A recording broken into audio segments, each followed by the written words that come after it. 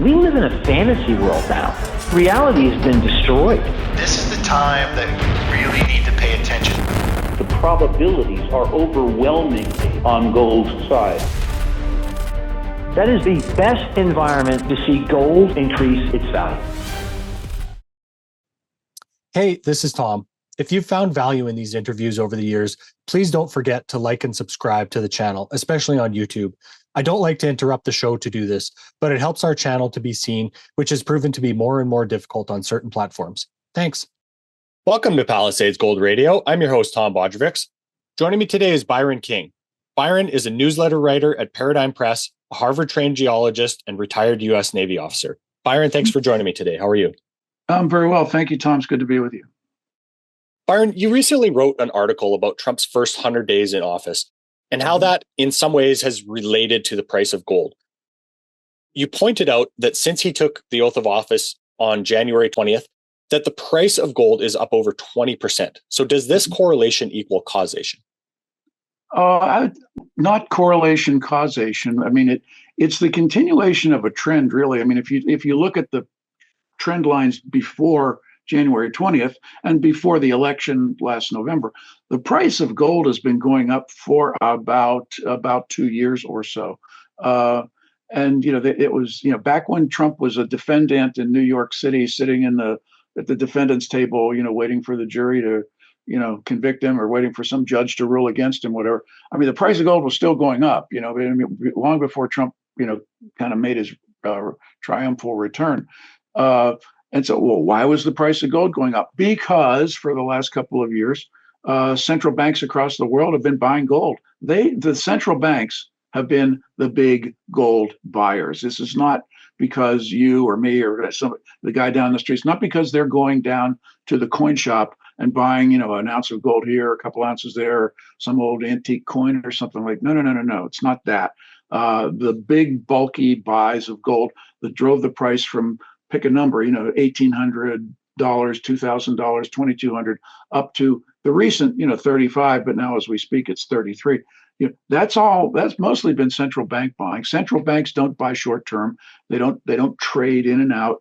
They're buying it with a time frame of many years in front of them. They're de-risking their holdings. That the old saying that it's nobody else's liability. Gold is money. Gold's a tier one asset under international banking rules. I mean, if you have gold in the bank, you don't need reserves backing up your gold. Your gold is the gold. Your gold is the reserve. So Trump takes over, and the price of gold keeps going up.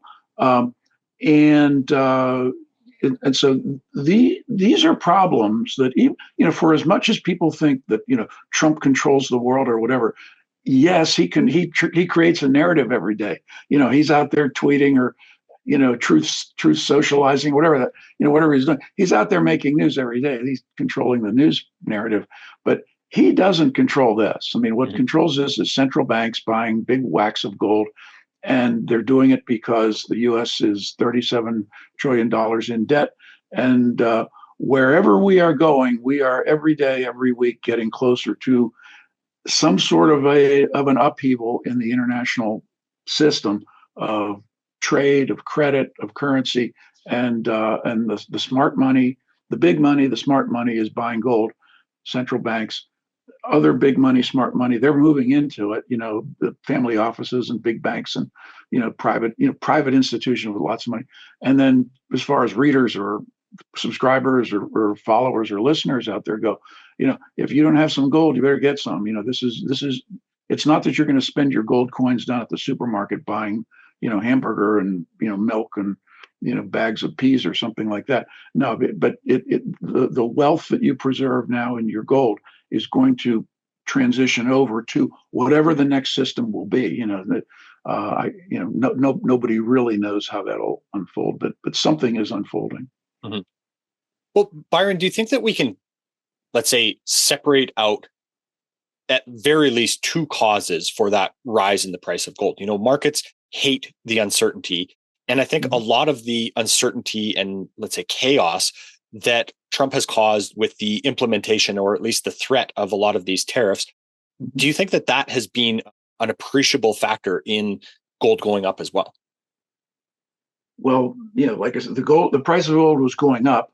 Mhm. What Trump and the tariff upheaval is doing is that it is not bringing stability in a way that would tend to moderate, the rise that we already saw. Another way of looking at it is, why were these central banks buying gold starting, 2 and 3 years ago, 2.5 years ago? Well, let's see. Look at a calendar in the last 2.5, 3 years. What has been the big story in the last 2.5, 3 years? The war in Ukraine. I mean, Russia moves in, a big war. NATO backs Ukraine. Russia rearms, remilitarizes. But along the way, early on, something like 350 billion with a B dollars of Russian monetary assets were seized by the West, by the U.S., by Western Europe, and in a way, in a way that we the West have weaponized the dollar. We've weaponized the currency. We've weaponized the banking system. We've weaponized the international credit system. We've weaponized the international trading system. And you can say, well, that's because Russia, Russia, they're bad guys and we're just punishing them for. You can say that if you want, but everybody else in the world looks at that and says, wait a minute, if you're going to just sort of arbitrarily grab, Russia's money, Russia's dollars, just because they happen to be dollars and just because you have the legal power to do that, and Russia's armed with nuclear weapons, and you still do it, what does that mean for me and my country, my little country over here in South America, or my little country in Africa or Asia or wherever else, that's not some international, superpower with nuclear submarines under the ice, full of ballistic missiles. I mean, if you can do it to Russia, you can do it to me. And so that's what was driving it for the last couple of years. Trump got elected. Oh, good. Trump got elected. We don't have Kamala. We don't have Biden. Finally, we'll have some stability. Trump gets in, and all of a sudden, boom, he blows up the international trading system. He's not, he's not calming the waters. He's churning them, and so the momentum is still going on, as is the war in Ukraine. What will happen to Russia's assets? Well, they talk about we want to settle the war and all that sort of thing. It's much easier to start a war than it is to end it. I think people are figuring that out. Somehow they didn't learn that in History 101. I don't know, but some part of the settlement of the Ukraine war is going to be the de-escalation of sanctions on Russia.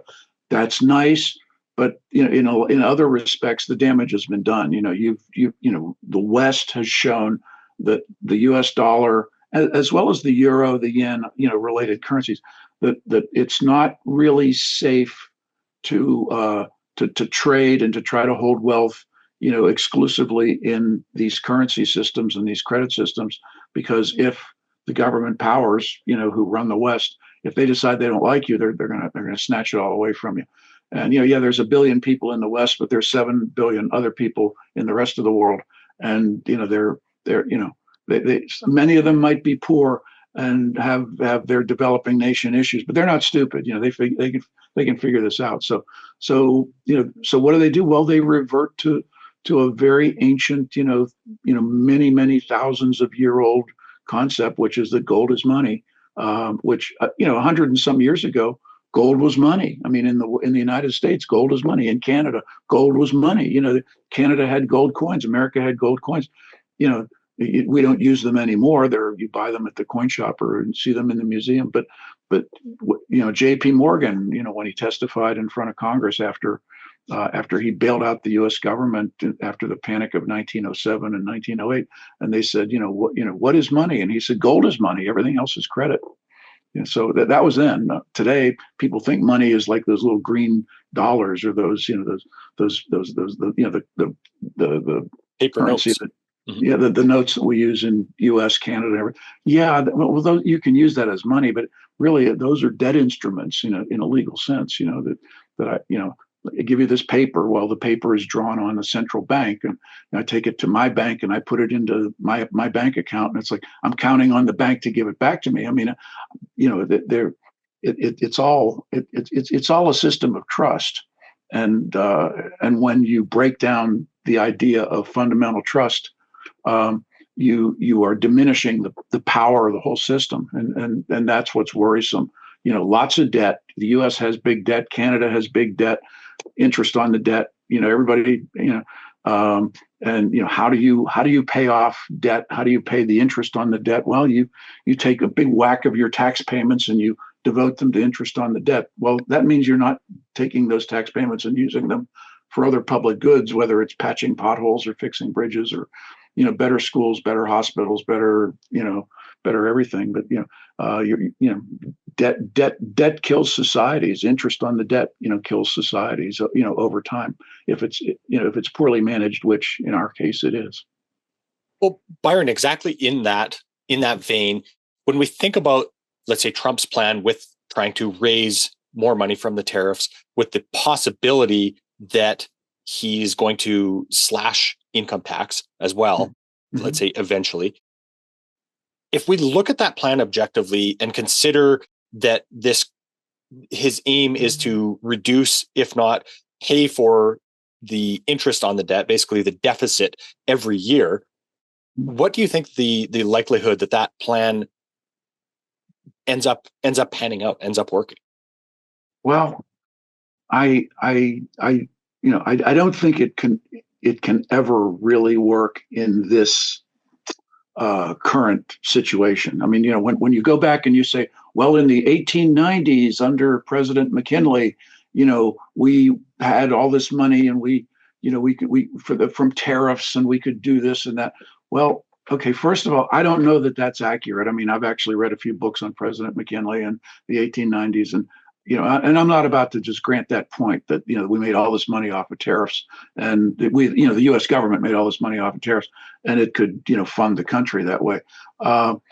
Way back when in the 1890s, on the best day of the year, the portion of the federal government, U.S. federal government, as part of the economy was maybe 3%. 3% of the economy was federal spending, and half of that was the post office. I mean, they used to sell quarter-cent stamps and half-cent stamps. Then you could post a letter, and they put it on the mail train from New York to California for half a penny. And I mean that's how much a half a penny was worth back then. Today I think the U.S. postage first class stamp is like 78 cents or something like that. So it was a much different government back then.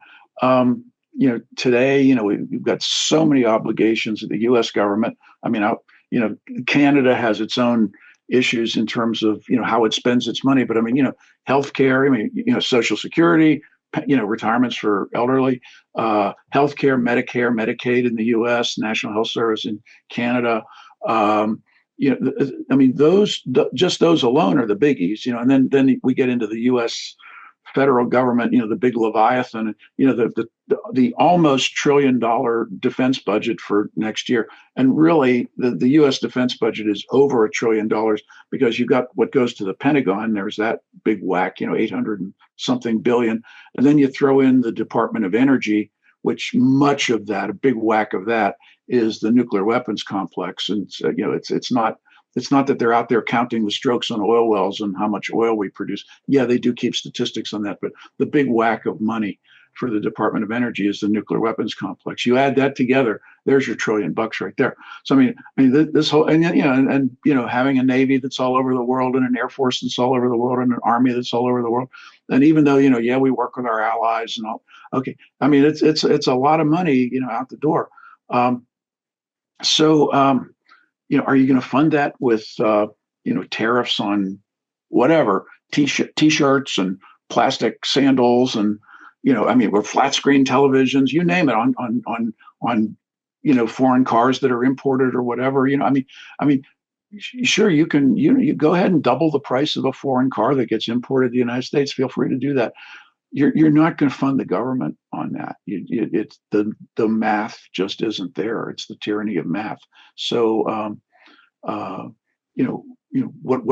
do we fund the government with in the United States? Well, first of all, we don't, because we have a big deficit and we have to create money out of nothing every year. But to the extent that we do, fund the government, which, it's personal income taxes, it's corporate income taxes. and yes, there are excise taxes and import duties and things like that. But just by taxing everything that comes over from China on Temu, or the stuff that people buy off of Wayfair, or these companies, Amazon, all these that import all these Chinese things. Good luck, but you'll raise some money, but you're not going to fund the government. I mean, on a I thought it was brilliant campaign strategy on Trump's part to say no tax on tips, no tax on Social Security, no tax on overtime. I mean, that is a very, very working class appeal of a political statement, and really, I don't know the numbers off the top of my head, but I suspect that if you take every waitress in every diner in America, and everybody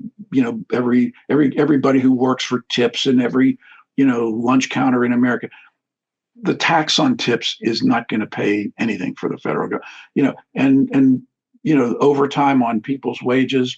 I mean, it's probably some amount of money, but I actually think that that the economy would be better if people didn't pay tax on overtime, and instead they went out and just and invested it on their own in things that help the economy, or no tax on Social Security.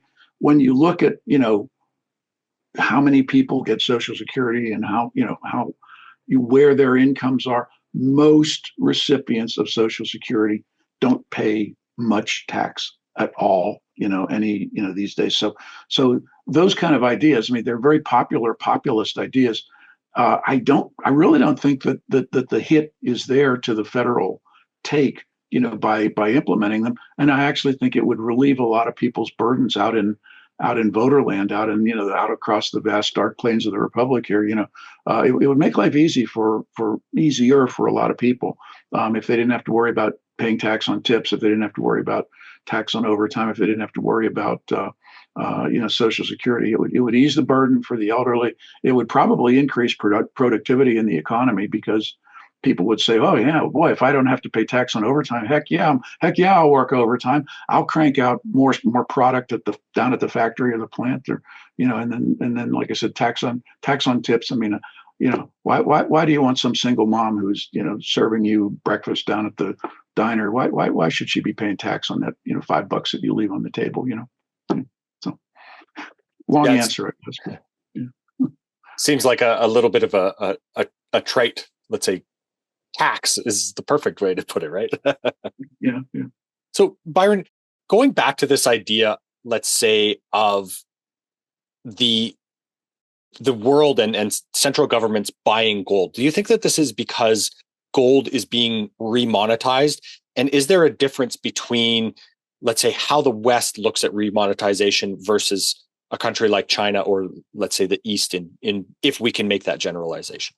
Oh, that's a fabulous point, Tom. That's an excellent point.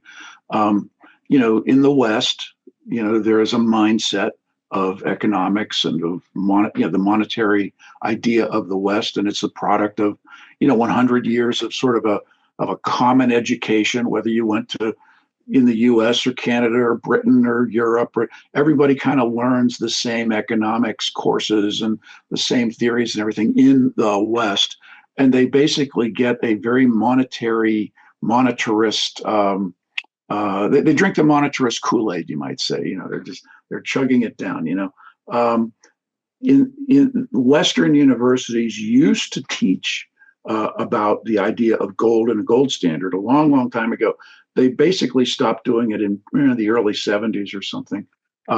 When I was a freshman in college, I took an economics course, and I may have been one of the last people ever to get, a month or two of talks about gold and the gold standard and things like that. But anymore, the Western mind just doesn't appreciate gold. Somewhere along the way, John Maynard Keynes's comment about, gold, the barbarous relic, really got turned into a shibboleth, that gold is a barbarous relic. Well, no, gold's not a barbarous relic, but gold is a for much of the rest of the world, gold is money. In America and Canada, gold used to be money. Like I said, gold is money. Everything else is credit. That went away in the last 10 years or so. But it had to be smothered, over time. It took generations to sort of intellectually cleanse people from thinking about that. But now here we are. We've taken this monetarist idea as far as it can really go, in the sense, that oh well, we'll just expand the money supply from our central bank. We'll just 2% inflation is good. We can live with that, even though it's never 2%. It's always 3 or 4 or 5. If you look at the shadow statistics, inflation is 10%, not 3%. And so we've expanded it to the point where the system is just ready to it's ready to kind of go parabolic, go ballistic, and shatter in terms of the ability to meet your obligations of debt. And that kind of long-term inflation destroys capital as well. Inflation makes it very difficult to build and rebuild the things you need, steel mills and energy systems and, aluminum plants and cement plants. What are the things that, a little divergence here. What are the things that absolutely make, modern life possible? Well, an energy grid, oil, gas, diesel, electricity, and all of that powers everything else. Water is life, but electricity is the quality of life. So if you don't have electrical system, you don't have water, you don't have sewage, you don't have, not to mention, the lights on your, in your over your head, not to mention the screen that you're watching this show on, so you need an energy system. What else, do we need in this? Well, we need steel. Everything, many things are made out of steel. We need aluminum, which made out of aluminum. Plastics, which are made out of petroleum. But if you don't do that, if you don't have that, you don't have modern existence. Because everything that we do in the world is it came from a mine or it came from a well, with the exception of little berries that maybe you could pluck off a plant or something. But even those grow in soil. So anyhow. In terms of the monetary system and where it's going, it has outlived itself. The debt and the interest on the debt is too much. Will we ever pay down the debt? No, we won't. Never. The last time that the United States did not have a national debt was during the days of like Andrew Jackson in the 1830s or something. So it's been like almost 190 years or something that the country's had a national debt, but it was always sort of manageable as a percentage of the GDP. Now, with $37 trillion national debt, it's 140% of the country's GDP. If everybody did everything and worked for free for a year and a half, we could, pay down the debt. But could we really, no, because if nobody's earning any income because of all your work goes to pay debt, the whole system craters, as far as interest on the debt, huge amounts of the income tax that is collected goes to pay interest on the debt. And then at the end of the day, when we need to fund everything else, whether it's defense or Social Security or Medicare, et cetera, boom, we just emit that money out of the Federal Reserve. It can't go on. So when it gets back to that question of what's going on with gold, is the world remonetizing gold? I don't want to give a sense of will or willfulness to an inanimate object like gold. Just it's a metal, it's an element on the periodic table. But gold is remonetizing whether you like it or not. I'm not going to say gold is remonetizing itself, because no, gold is an inanimate object, but the system of the last 100 years is breaking down so rapidly and so fast that the replacement by default is gold. People are trying to central banks and the political masters of central banks who understand this. Not that American politicians understand it or Canadian politicians.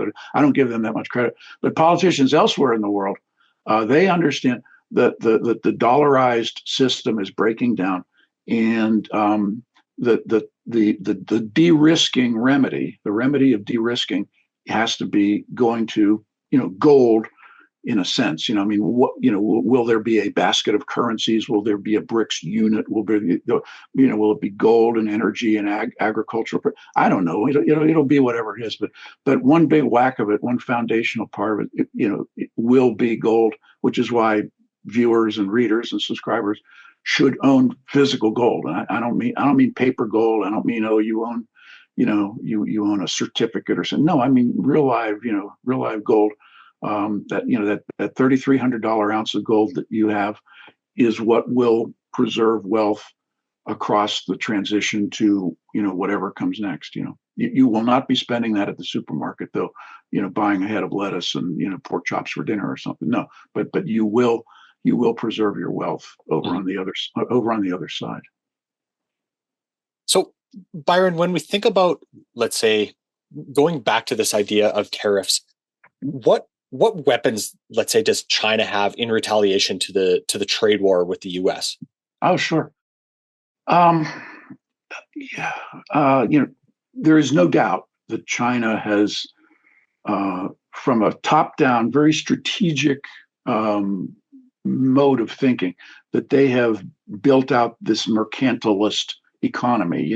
What is a mercantilist economy? Well, what is a mercant? Well, that's a French word for a merchant. So is China a nation of shopkeepers, like Napoleon once accused Britain?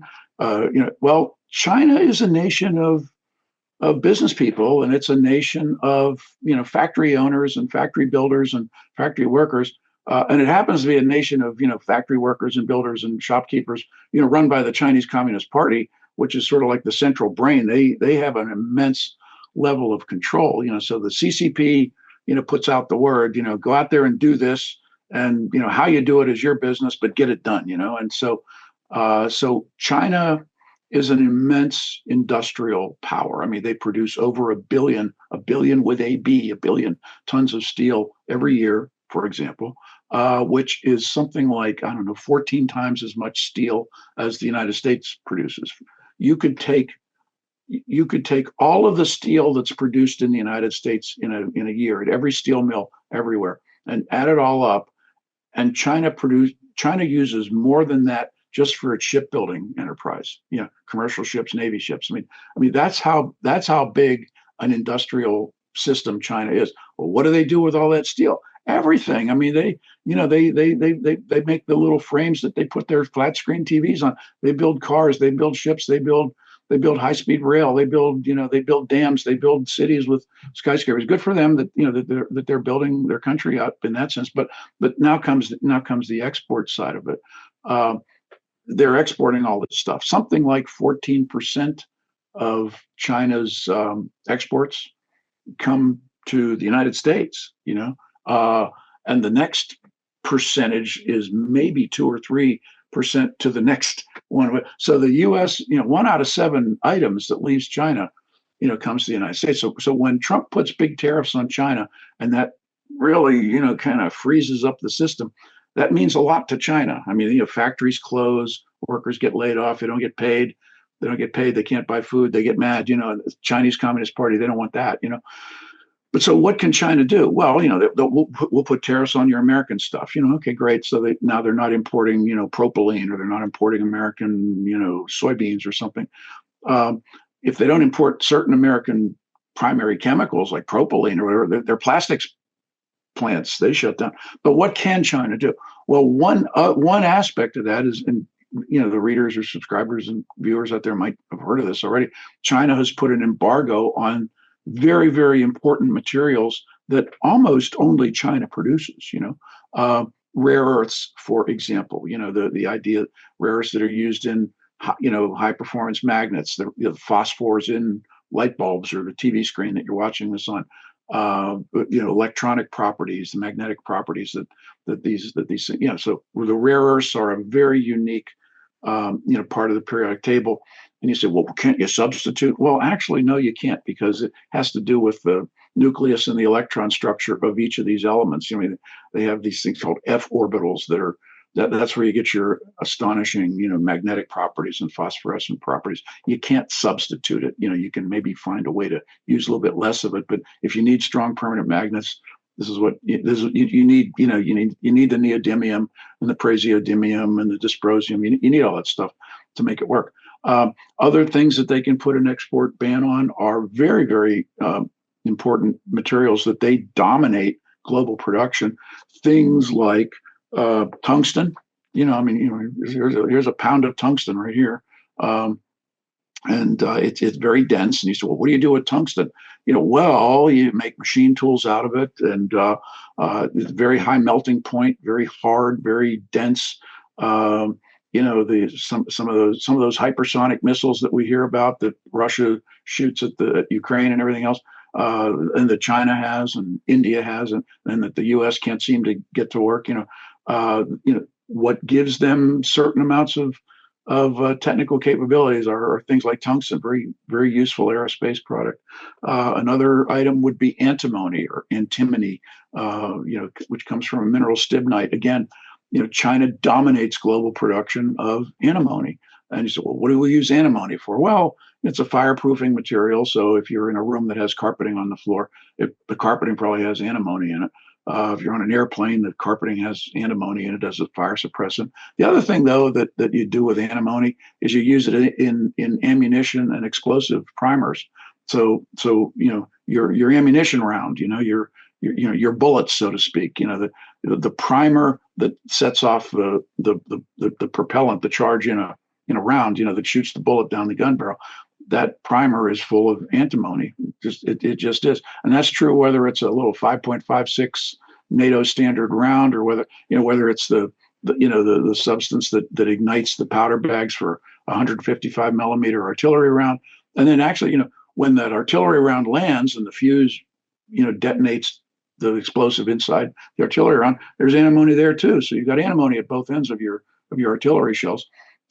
Bombs, missiles, the igniters on rocket motors, whether it's an air-to-air missile or whether it's, Elon Musk, shooting a SpaceX into orbit, the igniter on that rocket motor, certainly solid rocket motor is uses antimony.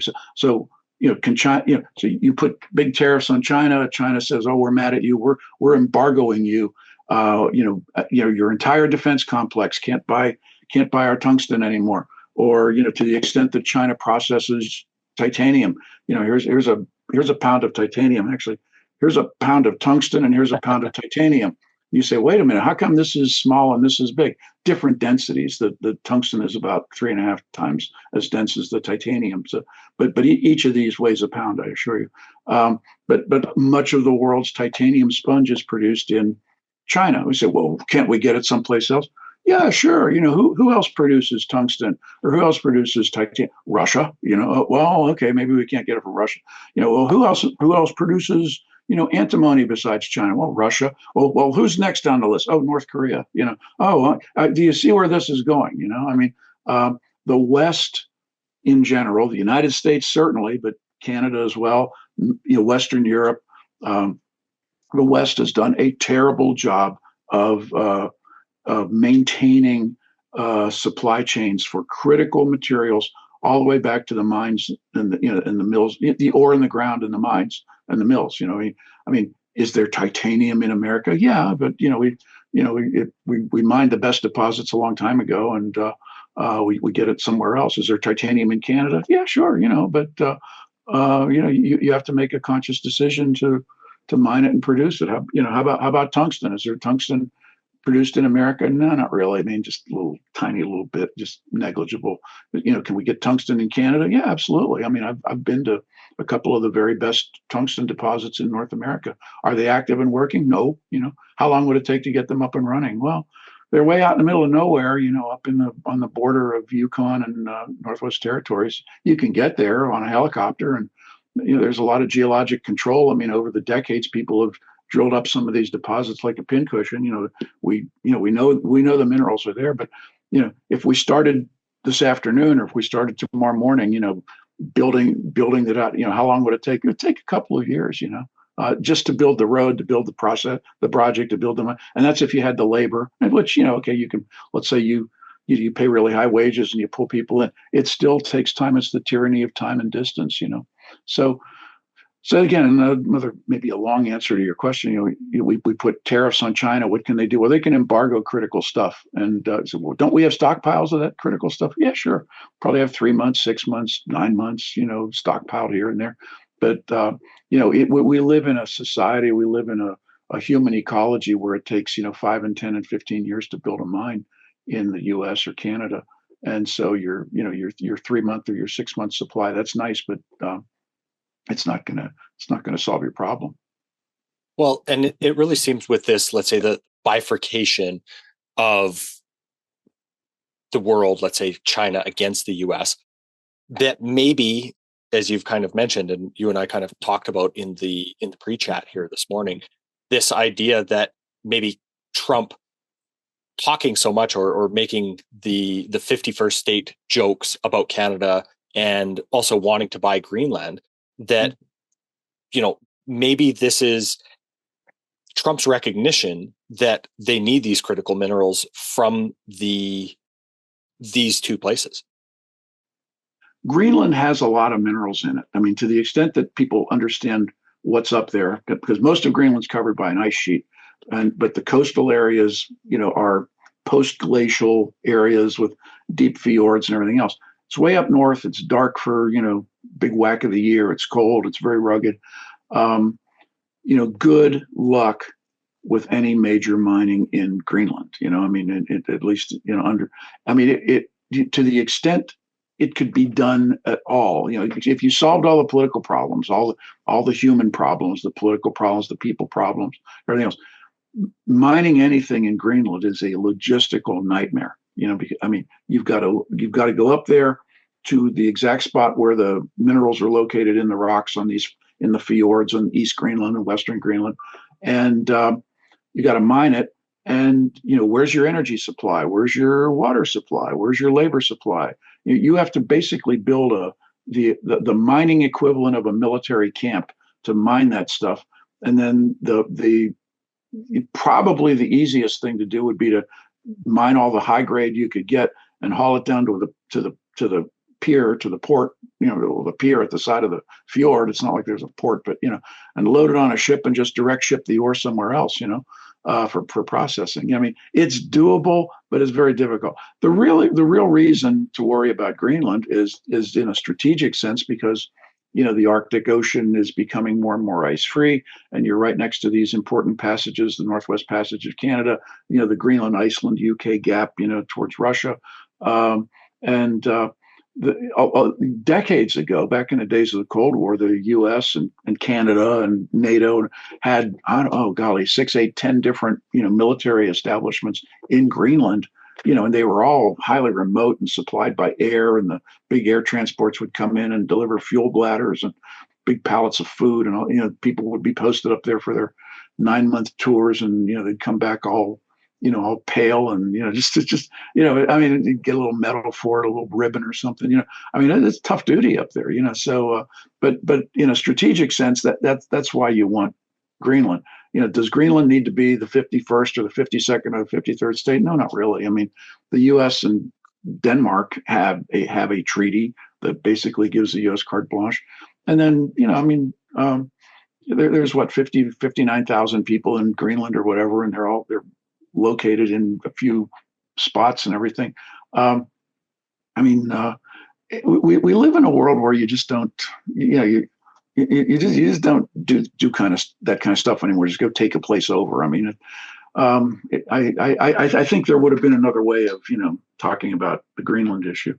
And now, as far as Canada goes, I learned a long time ago, I think in like 5th grade or whatever, that there was a reason why the American Revolution was the American Revolution, and that it was 13 states or 13 colonies and not 16 colonies or 17 colonies. Why didn't Upper Canada, join with the U? Well, because Upper Canada is where the Royalists and the Loyalists were. Why didn't Quebec, join with the United States? They thought about it, but they didn't want to, because Quebec, this whole Frenchy thing. Why didn't the Maritime provinces do it? Well, because they're the Maritime provinces, and they didn't want to be part of it. Okay, so Canada's whole political DNA is different to the United States. So right away, and as far as like the border, 5440, border, all these things for all over the years. Why is that big long straight line across, the northern part of the United States? It's sort of an accident of history how it worked out, I just don't, me in terms of historical view of it, it's really not beneficial to try to undo whatever it is, 160 years of history since the British North American Act of 1867. I mean 1860, interesting.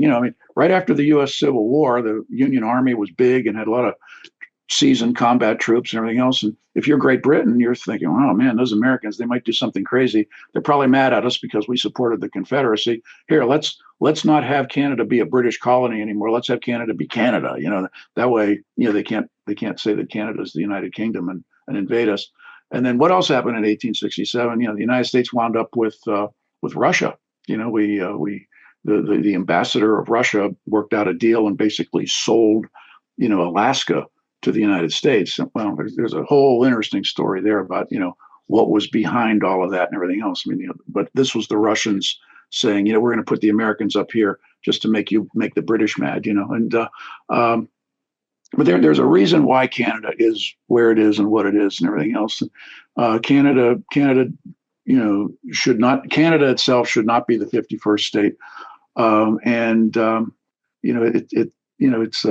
If Canadians want to vote, vote left just because they're mad at Trump, that's their business. I'm not going to tell you who to vote for.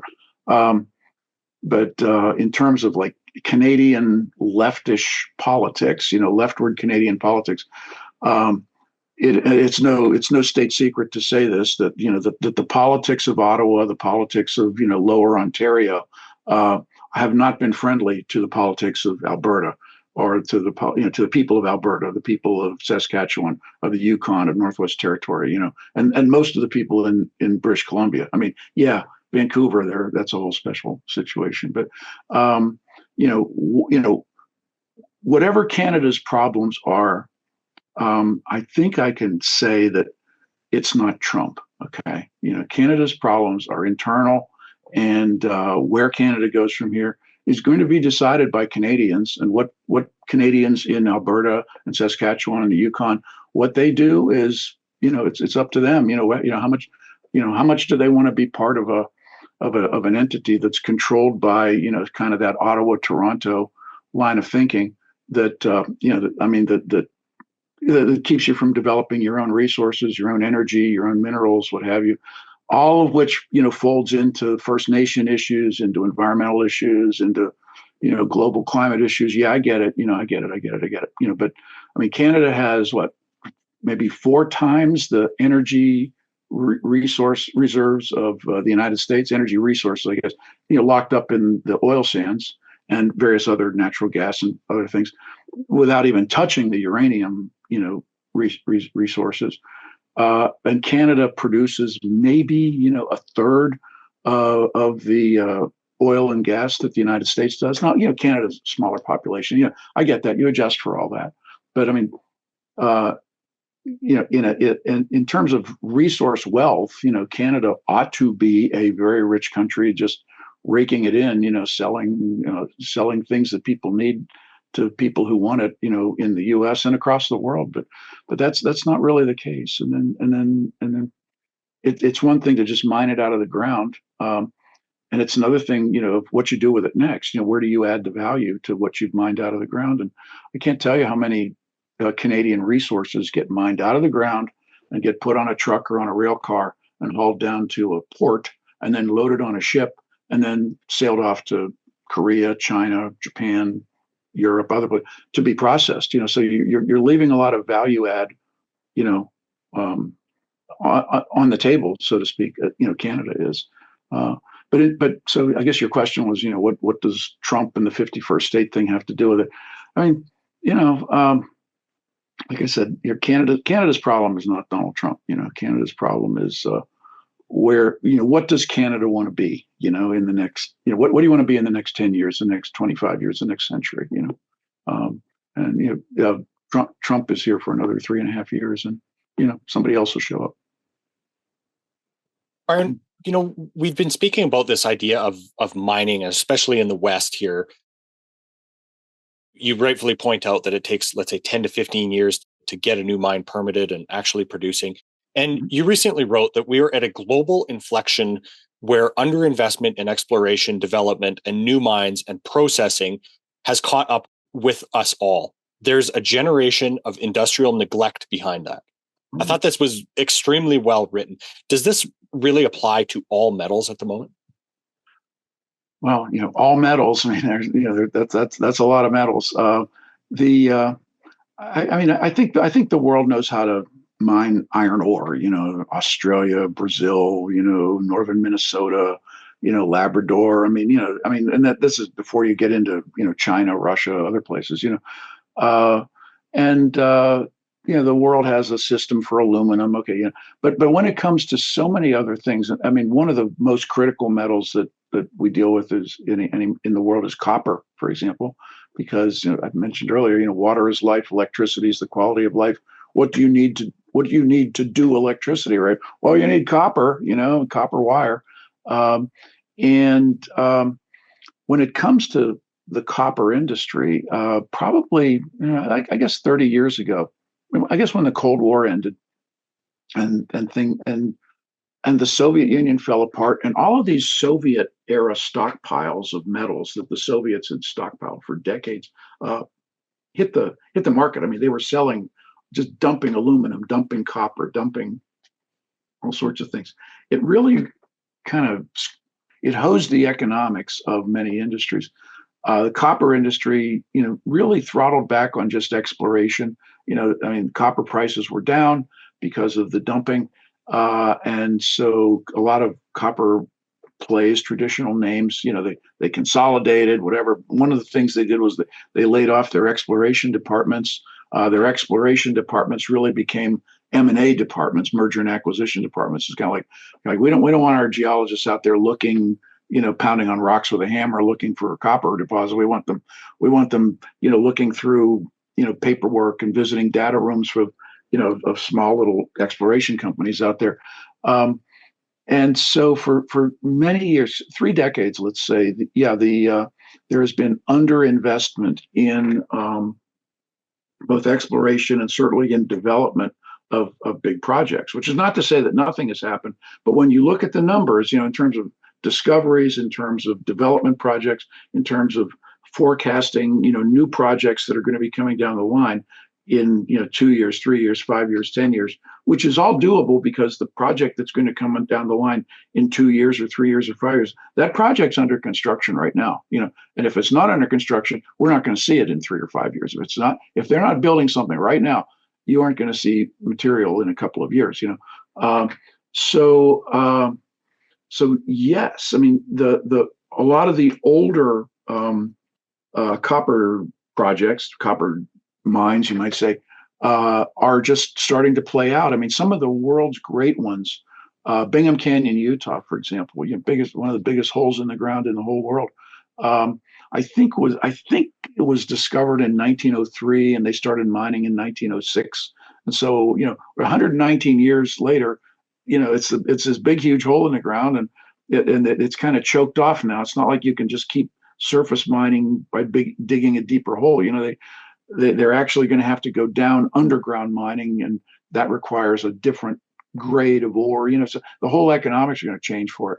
And if you're Rio Tinto, which runs the big Kennecott smelter out near Salt Lake City, if you're Rio Tinto, you're wondering, oh, gee, what am I going to get to, feed my mill here in the next, 5 and 10 and 20 years? Because it's such a big complex that in a way you cannot afford to shut the mill down, the refining mill, because it's so big and so complex, and there's so much environmental issues that you can't shut it down. You just got to keep paying to keep it going. So anyhow, what it has led to is a scramble for new projects. It bodes well for good solid exploration projects in the copper space, and develop good development projects in the copper space. Of which there are many in the Western U.S. and in Canada. And another angle to it is that the West, for let's say 50 years, since kind of the dawn of the environmental movement in the 1970s, the West has been closing down smelters and refineries and what have you, and not building new ones. I think it's fair to say. Whereas the rest of the world, Korea, Japan, certainly China, other places, they've been building smelters. In my travels, I have seen port facilities in, let's say, near Lima, Peru, and the port of Callao, Peru, that are just lined with Chinese ore ships, Chinese cargo ships, just lined up there, where the ore comes down from the mountains on the railroad, on the switchback railroad, comes down to Callao. They dump the zinc concentrate here and the copper con here, the lead con over there, and then they just put the big augers in there and they just start loading this stuff on these Chinese ships, Chinese ships with Chinese names and Chinese flag and Chinese crew and everything. All that stuff goes on the ship, and they aim east, or they aim west, and off they sail to China, never to be seen again. Like China's the world's biggest steel producer. They're the world's biggest copper producer too, and they produce it out of, they've got their own domestic mines, but then they're importing material from South America, from Africa, from Australia, from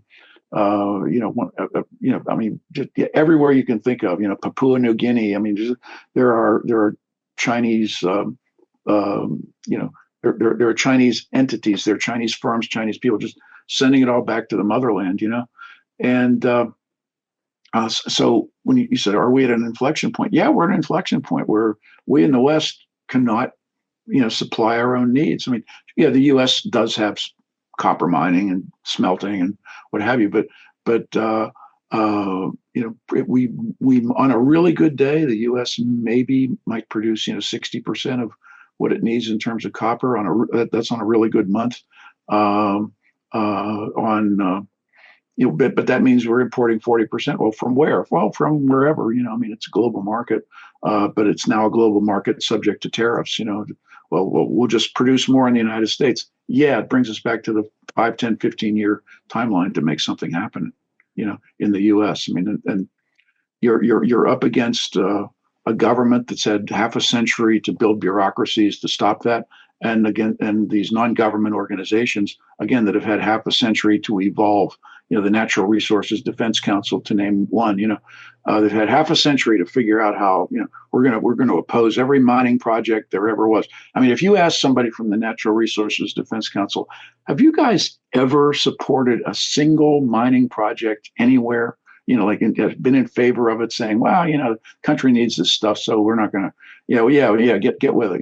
We're okay with it." They will say, "I have to get back to you on that," which is a polite way of saying no. And so the U.S., Canada, Western Europe. There are entire organizations filled with people with law degrees and environmental science degrees from whatever, and their whole raison d'être is to just put roadblocks in front of mines and mine building, and in a way that's really cruel. That's really cruel, because if you build a mine in the United States or if you build a mine in Canada, chances are it's going to be a pretty well built mine. You're going to have U.S. or Canadian environmental standards and worker standards and air pollution, water pollution, whatever. Sure, there's everything subject to an industrial accident. Anything can happen, but if you build it, it's probably going to be a pretty good, complex. Whereas when you travel elsewhere in the world, and I have done so, I have the stamps in my passport and the frequent flyer miles to prove it. I have encountered mining where things were shocking. I've been to parts of Africa, I've been in South America, where you drive up to the mining camp and you're like, I can't believe people are doing this, child labor, lack of worker safety. Just basic stuff that you take for granted in the West, hard-toed shoes, hard hats, reflective vests. No way, man. And they're down there in the mud and the muck, filtering things out. It's hand mining, artisanal mining, and whatever. And for some of these critical materials, columbium, tantalum, or cobalt, things like that. You see these projects, and it's shocking. Which is not to say that there aren't good mines elsewhere. Yeah, sure there are, but but when we don't mine it here in the U.S. or Canada, and you import it from wherever, you may be getting bloody materials, or blood cobalt, or blood coltan, columbium tantalum, things like that. So, Byron, considering, let's say, the margins right now with gold at $3,200-$3,300, many of the miners are making incredible margins. Where are these profits from these companies being spent? And does that give us, let's say, an indication about where we are in the mining cycle? Well, that's a great question. When we spoke earlier about how the price of gold has gone up because central banks were buying gold. They weren't buying gold mining shares, and the gold mining shares of the world have been sort of a neglected sector. I mean, very, very few of the big money players in the world, they might be loaded up on Nvidia, loaded up on Google Alphabet, loaded up on Apple or whatever, but the big money of the world has not been buying, gold mining shares, and, or mining shares in general, because a lot of copper miners produce a lot of gold, and a lot of silver miners produce gold, vice versa. And so the share prices have been lagging the rise in price of gold.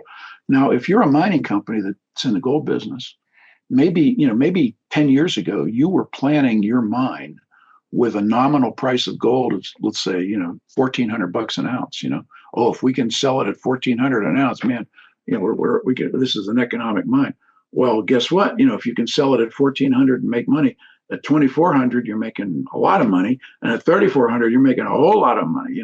And a big whack of that rise has been the last, say 2 years, from that, $2,000, $2,200 to the currently, we're in the $3,300 range, touched 35 a couple of weeks ago, but, and so a lot of that delta, sure, you pay more for labor, make more for concrete, more for steel. Although price of energy is down lately. I mean, oil at $58 a barrel. I mean, price of diesel is low, and often as not, the price of electricity in these mining regions or parts of Canada, price of electricity is pretty low as well. So your energy prices are under control. Your other cost inputs, they might go up, but when the price at which you sell your final product, that gold bar, that doré bar that you poured at the melt shop, when the price that has gone from $2,500 an ounce to $3,400 an ounce, that's all big whacker that's going to your bottom line. And so we do see companies reporting remarkably good earnings, the gold mining companies, and Wall Street and Bay Street and whatever, they're starting to pay attention to that. And so but for investors out there, it is still early in the game in the gold mining stock cycles. I mean, a company like Newmont is reporting blowout earnings. A company like Kinross Gold, blowout earnings. Big names that people are used to seeing. And then you get into the other sort of the intermediate and the smaller companies that are doing really, really well. Now, when you say, well, what happens? What are they doing all that money? We haven't quite figured it out yet. I mean, are they going to buy back shares? Are they going to issue dividends? Companies are talking about that, either issue a dividend or increase the dividend. But they're putting it back into the ground, or they're putting it into M&A, in the sense that, why should I go out and just explore with a rock and when I can go buy this company down the road here, or buy some company over in this other province, that they've already done the work, and their share price is underappreciated as well. I mean, there are many, many plays out there that I've followed that would be highly accretive to many companies. I mean, I can think of big numbers. The Barrick people like to talk about tier one assets. They want to see 5 million ounces of gold or more. I can think of about 5 or 6, exploration or early stage development plays right now with 5 million and more ounces just right on the books, and some of these companies, I won't mention their names because they keep them for the subscribers, but some of these companies, I mean, they're right on a road or a highway, they're right on a power line. We've got airport just down the way, and they're in a jurisdiction where it's mining friendly, and in the Yukon, or mining friendly in Quebec, or northern Ontario. It's very doable. And so this is a time when, if you haven't been in the mining industry, or if you were in it but now you're not, or this is really a time to do some homework and start looking for companies that have the assets, they have a good management team, they have a resource that they've identified, again, 5 million or more ounces, although don't sneeze at 4 million or 3 million or 2 million ounces, because those are worth looking at too. I can think of one guy I know. He's a good fellow in the Yukon. He's got over 2 million ounces of resource, literally, that begins at the surface, and he just has never been able to get anybody interested in partnering up with him. So this summer, it's, as now that the weather is breaking and things are going to be good, and he has a test mining permit from the government of the Yukon. He's just going to go in there and just start scooping his ore off the surface of the earth. It's all ore right there at the, you can draw a line on a map. You can put yellow tape around the ore body at the surface. He's just going to go in there with high lifts and dozers and just scoop it off. He's going to send it down to the port of Skagway in Washington, or in Alaska, and send it over the Pacific Ocean he's got a buyer in Korea. So I mean, it's direct shipping ore. He's not processing it in North America, which is too bad. Not processing it in Canada, too bad. Or in the United States, too bad. We miss out on that. But the guy has an asset. He's talked to the First Nations who he works with there, and he said, guys, gold's over $3,000 an ounce. Everybody's making money. Why don't we make some money? And the First Nations are like, yeah, let's make some money. Here, you mine that stuff. And I mean, this is just what we're starting to see. And I think that, sure, there's downside to everything. Will the price of gold drop if there's a major market crash? Yeah, sure. Price could drop, but when the price drops, it's going to go back up again, because what's really supporting it is the central banks buying, and the price of gold. I mean, I'm talking the metal itself. Will gold mining shares go down and up? Of course, they have mining shares. They all go down and up. That's what happens. And so, but we're at the beginning of a really sweet, rise for the next couple of years. I think it's time. If you're not in it, if you're not into it, it's time to start reading up, and start studying, start looking for companies, and take some of that money off of your tech portfolio, and put it into the mining place. Mm-hmm. Well, Byron, you attend many conferences like PDAC, or any of these conferences that are very focused on mining. Have you seen an appreciable change in attitude over the last couple of years here? Absolutely, yes. I attend, PDAC, you mentioned, the Prospectors and Developers Association of Canada, which is like the world's largest mining conference, I think. It's in Toronto every kind of the beginning of March every year. I was there just, this year. A real sense of enthusiasm, a real upbeat sense, that companies are able to raise money. A lot of companies with great projects, great management teams, what have you, and a nice sense there. There are other conferences that that you have to kind of budget your time and budget your money about how many conferences you want to go to. I prefer to just sort of deal with people who I know who are in the industry. I mean, tell me about your company, tell me about what's going on. What are you guys up to? But it's a mix of trying to find new ideas and follow the old ideas. I'd rather deal with a company that I've known for 5 or 8 or 10 or 12 years, and I've known the management team, and I've watched them work, and I've watched versus some flash in the pan that comes along. Although every now and then a flash in the pan is can be quite the mover. I mean, I'll mention a name like Snowline, for example, in the Yukon. I mean, Snowline, a couple of years ago, it was just we're going out to this heavily glaciated area up in I mean, you can only fly in, fly out. There's sort of an old wagon trail in and out, but everything has to be flown in. They had to fly the bulldozers in, in pieces, and you fly in the fuel, and they fly in the food, and they fly in everything. But they went out there and they started drilling this thing called the Valley Deposit, and they went from being just an exploration play, just sort of throw it out and see what happens, whack on some rocks and see what you get, to being an almost $1 billion market cap exploration company. So, I mean, every now, they're not a flash in the pan in the sense that they've been consistently delivering exploration results for, this is 2025, probably for 4 years that I've been following them. And so, are there, I mentioned Snowline. There are other companies out there that I like to say, this is Snowline without the share line, or without the share price appreciation.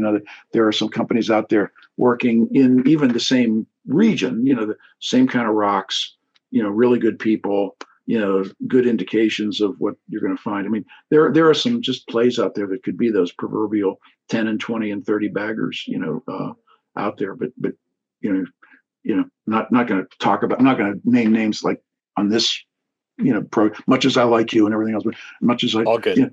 we don't want to just, we don't want to blow things up, so, but there's tremendous opportunity in the gold space, gold, silver space, copper space. And then depending on your stock picking ability, there are some companies out there. There's a fabulous company in the tungsten space, that I like, and I've got a couple of ideas in the antimony space, and I would show you my antimony, except I wear rubber gloves when I touch those specimens, because I don't want to get the antimony on my fingers. But I didn't, but trust me, I've got some samples of their stuff too, And yeah, it's the world needs these materials. I mean, there's the 1 billion people who live in the West, and there's the 7 billion other people in the developing world. And guess what? They want air conditioners and microwave ovens and refrigerators, and they're buying electric vehicles. And when I say an electric vehicle, it might just be an electric motor scooter, or electric bicycle or electric motor scooter. But that beats the heck out of walking, and they buy an electric motor scooter, and then 10 years from now they'll buy some, very economical, EV automobile or whatever. I mean, the Chinese, with their battery technology and with their super, industrial approach to just cranking things out. I mean, you can buy a Chinese EV for $10,000. Now in the West we think, wow, $10,000, that's not very much money at all for a car. Well, in most of the rest of the world, $10,000 might be, it's 3 years of your entire income. But the Chinese are out there selling low cost EVs. And it kind of gets back to tariffs. Why do we in Canada and the U.S., why do we not want Chinese EVs to come in? Well, because they'll put Ford, GM, Stellantis, and the transplants, the Hondas of the world, the Toyotas, they'll kill them in the North American market. So if you're a middle class Canadian, if you're a middle class working class Canadian or American, U.S. citizen, can you really buy some, $60,000, $70,000, $80,000, car that Detroit is putting out, or that you get out of the assembly facilities in Ontario? I mean, can you really afford that?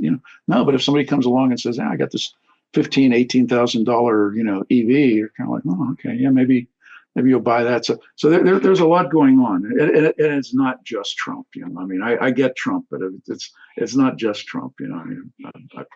I suspect that a lot of our audience is Canadian, but just tone it down, and whether they do take him seriously, but not literally. Don't take him literally, but not seriously, because there's a method to what he's doing, and it perplexes everybody. I assure you.